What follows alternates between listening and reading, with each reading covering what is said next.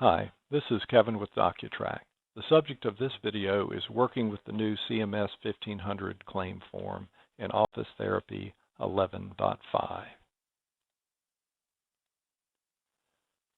The items that we'll be covering in this video are listed on screen. First, we'll go over important information about the new CMS-1500 form. That's the form that is dated 02/2012. And we'll go over questions that you may have and important information about Office Therapy 11.5. Then we'll go into the demonstration portion of the presentation. We'll generate a claim using the Claims Manager.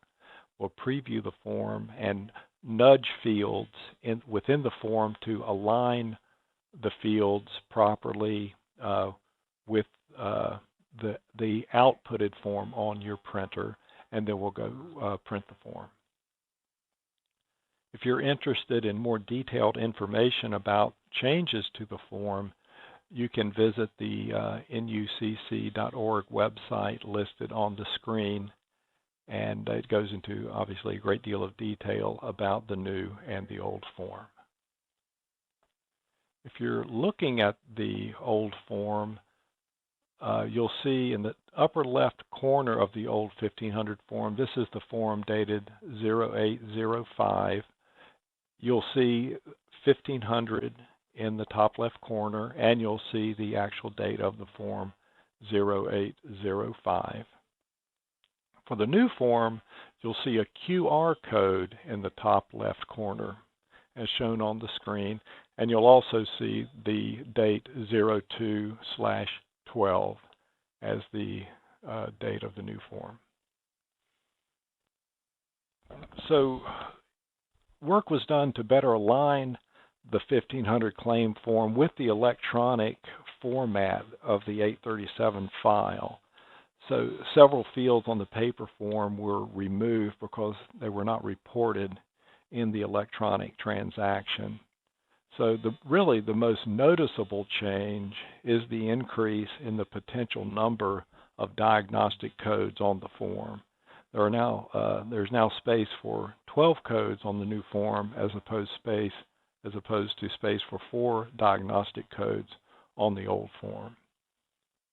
And this is just a picture of box 21 on the new form with the 12 fields available in the diagnosis box, and there are 12 available. They're listed as A through L on the form.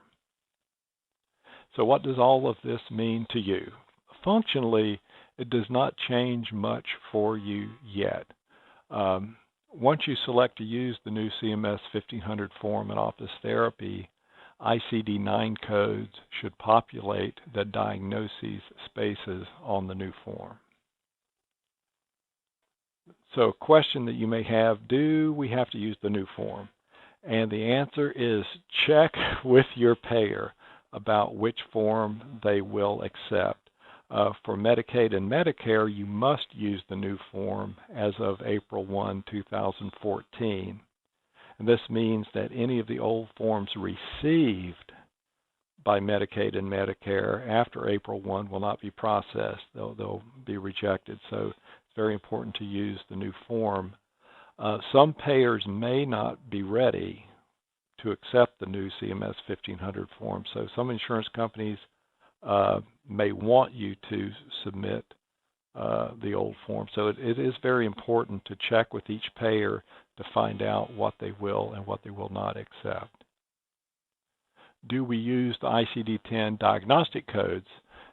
In this release, Office Therapy 11.5 gives you the capability to start entering those ICD-10 diagnostic codes, but this capability is for transition preparation purposes only. The ICD-10 codes may not be used on any claims until October 1, 2014.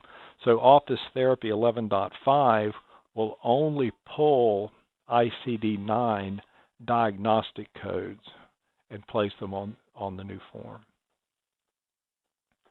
What about the DSM-4 diag codes? Because you may notice that they are still available and viewable in Office Therapy 11.5, but they will not be used.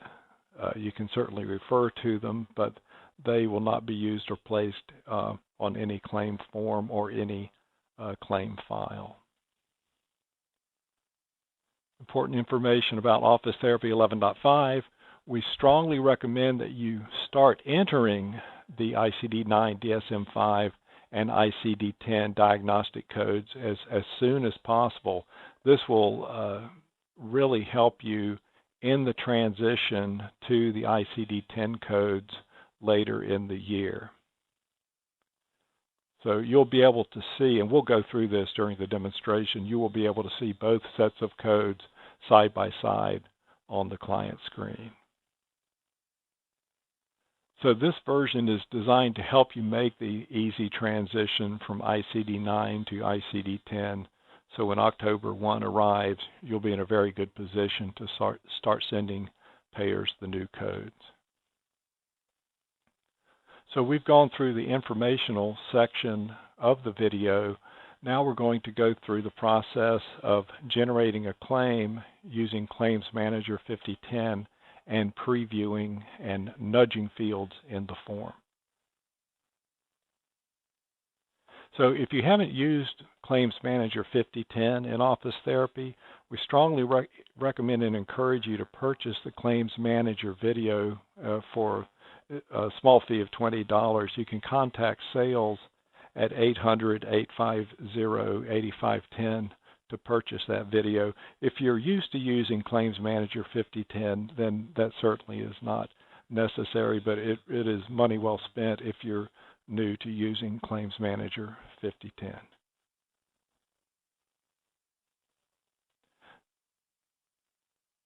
And we'll also go through the process of adding the ICD-9, DSM-5, and ICD-10 diagnostic codes. And just to reiterate, no ICD-10 codes will be submitted with claims in this version, but they are included to help in the transition later in the year. So let's go into Office Therapy. And what I'm going to do first, we're going to look at Paula Davidson as a patient. So we're going to open up Paula Davidson's client record. And I'm going to go over, first I'll go to insurance. I can look at her HCFA details.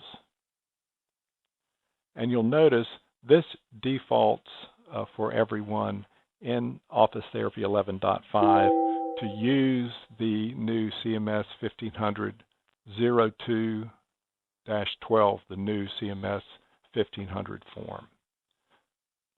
So you really shouldn't have to check that for everyone, but I just wanted to show that to you. If I go into the Diagnosis tab, and you'll notice here, diagnosis from earlier coding system needs to be updated for ICD-9, ICD-10 coding. So let's look at that. Let's click on the Modify button. And we'll just keep these defaults. Diagnosis begins on client's initial visit and final visit just for our purposes here today. And what you'll see the diagnosis screen, and you'll see these two panes. You'll see the purple box on the right side, and you'll see the new ICD-10 fields on the left side, up to 12 of those. But right now, Office Therapy 11.5 will only pull these ICD-9 diagnosis fields onto the new claim form. So that's very important to realize. You'll see the DSM-4 diagnosis fields as well, but those are just informational. Those are not being used at all. Down here at the bottom of the purple box, these 4 fields are the fields that will be used to populate the CMS-1500 claim form. So what we can do now is replicate that, for instance, using the 309.24 diagnosis code. I'm going to enter that ICD-9 code in column 1 on the left side of the screen. Push the tab button, press tab, and you'll see it will automatically populate the ICD-10 code and provide the description for that code. You could also, if I move to the second column, I could also search if I didn't say, for instance, I didn't know the description of that code. I could search for the diagnosis using these boxes to the right of the description field. So I could, if I wanted to add a diagnosis for use on the claim form, once again, it has to be entered and pulled from the purple box. These 12 fields over here are really for future use. Office Therapy 11.5 is really not using these currently. These are here to help you in the transition to ICD-10. So for instance, if I wanted to add a second diagnosis field and code to Paula Davidson's record, I could go ahead and do so here, and I could scroll down and search for it.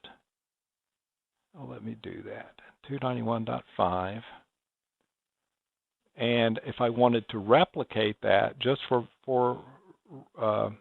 the purposes of staying current on the new ICD-10 area, I can go ahead and enter 291.5.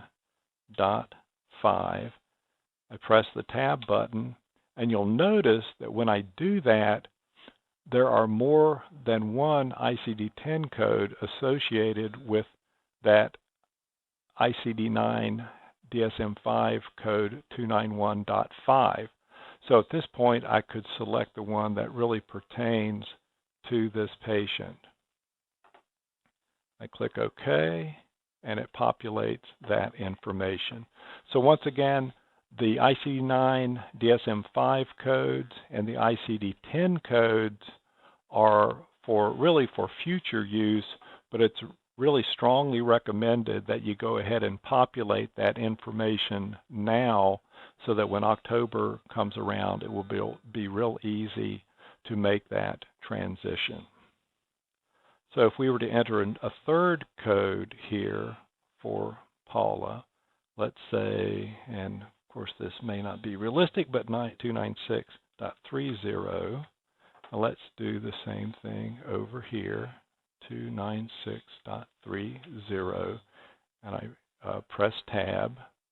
Once again, it will provide me with the ICD-10 codes that pertain to that 296.30 ICD-9 code, and I just select the appropriate one. Now, if I didn't, for some reason I didn't know that code, in this case obviously I do, but I could also search for that code by the description by clicking on the Search for Diagnosis button and search by description. I could just go major, DEPR, and I have a list of the ICD-9 codes and ICD-10 codes, and I could select 296.30, click OK, and once again it populates that field. But for our purposes, if you're just replicating what's in the ICD-9 diagnosis fields over here in the purple box, it will be fundamental just to enter those codes into the ICD-9/DSM-5 area on the left side of the screen. So let's go ahead and click Finish. And we have added those codes, and you'll notice that the ICD-1, ICD-2, ICD-3, those fields have been filled out, and you'll notice there are up to 12 here, but for our purposes, pulling from the purple box, we're only going to be using 4 to populate the CMS 1500 form. So at this point, I'm going to go into insurance company information, and you'll notice that Paula Davidson, her insurance company is World Insurance. So I'm going to click on insurance companies, and I'm going to open up World Insurance. And here you'll notice the 2 things. One, the Activate Electronic Filing box. In this instance, we're saying that World Insurance, they want you to file a paper form. So we're turning off that Activate Electronic Filing. We're turning that off, and we're selecting the paper filing format. And this is very important to select the HCFA 1500 02/12 format, because that will determine what is pulled up when you go into Claims Manager and generate the claim.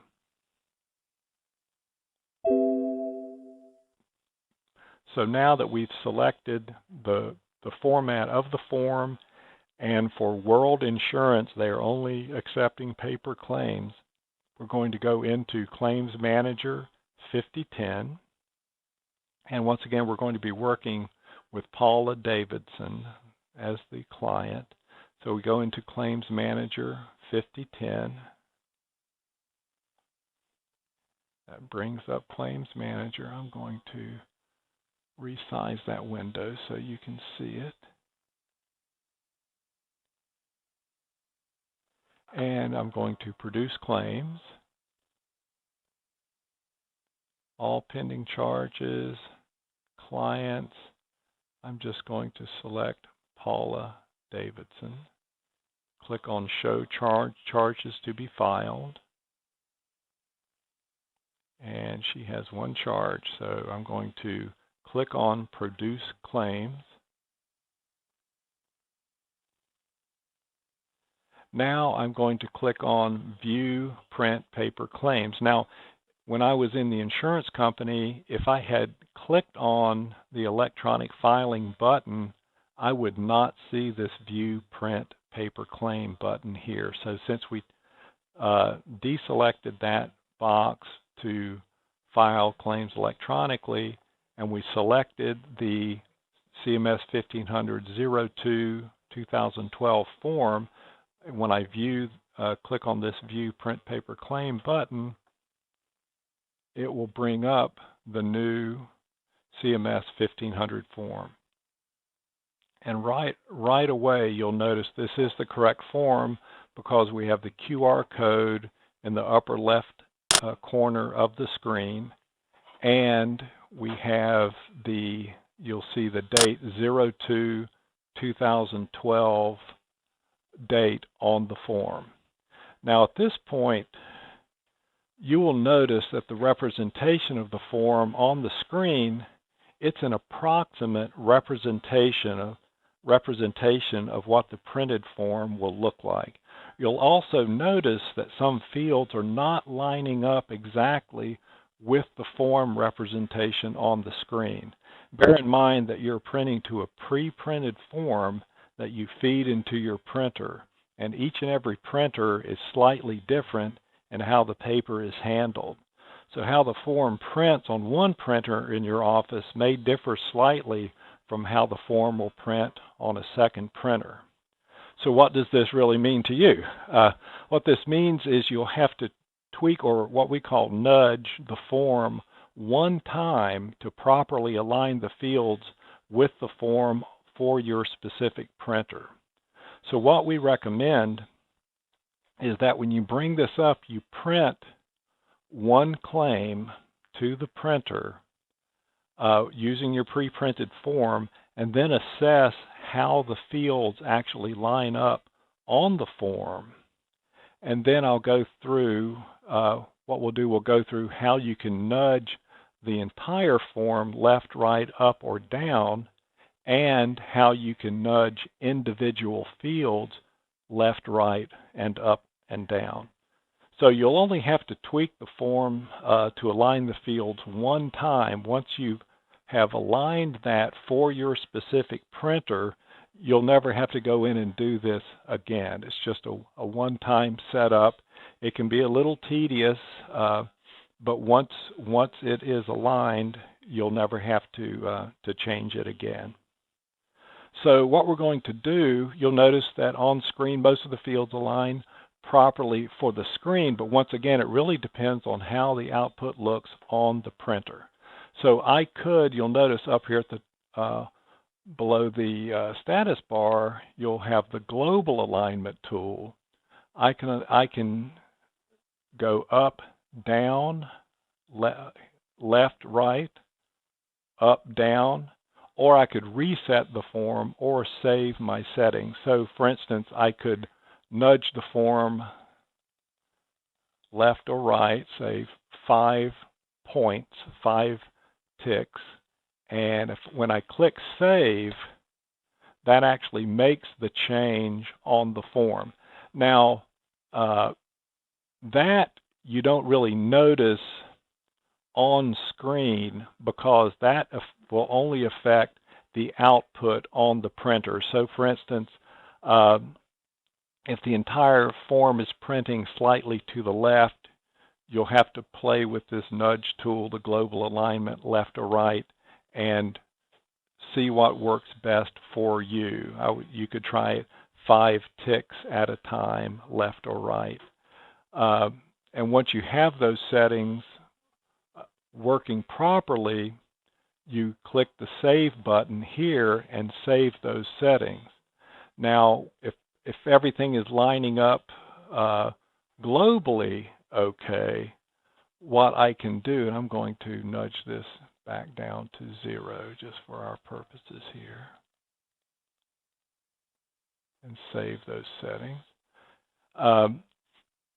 When I go to an individual field, if I double click or even single click on this individual field, patient's name, you'll notice that that field nudge tool appears on this end of the status bar, and I can nudge that field left, right, up, or down.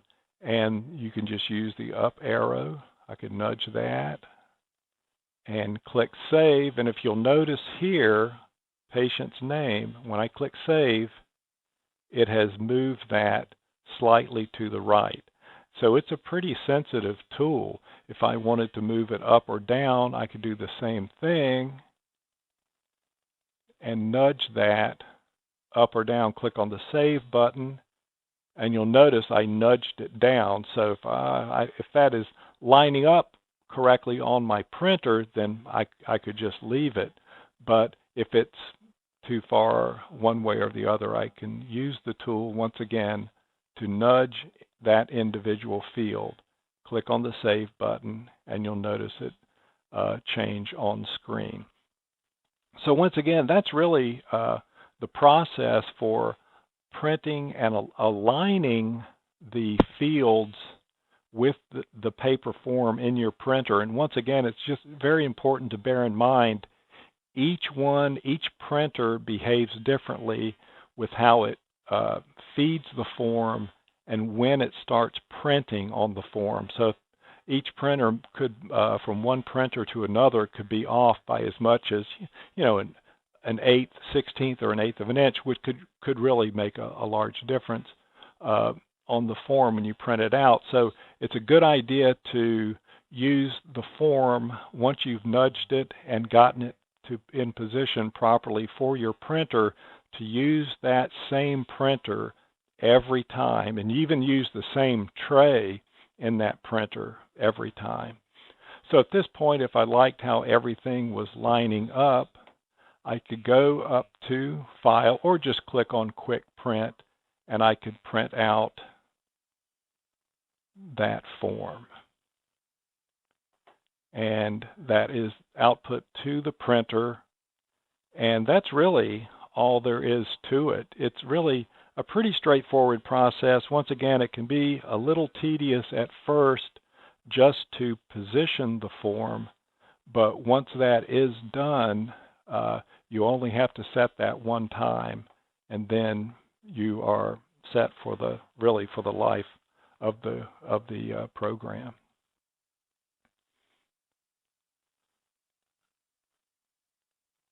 So that's really the overview of the CMS 1500 form, generating a claim in Claims Manager, and nudging those fields on the CMS 1500 form. If you need assistance with this, certainly you can email support@quickdoc.com, or you could definitely call the support line as well at 888-308-9683. I hope you've found this video to be beneficial, and I hope you have a great day.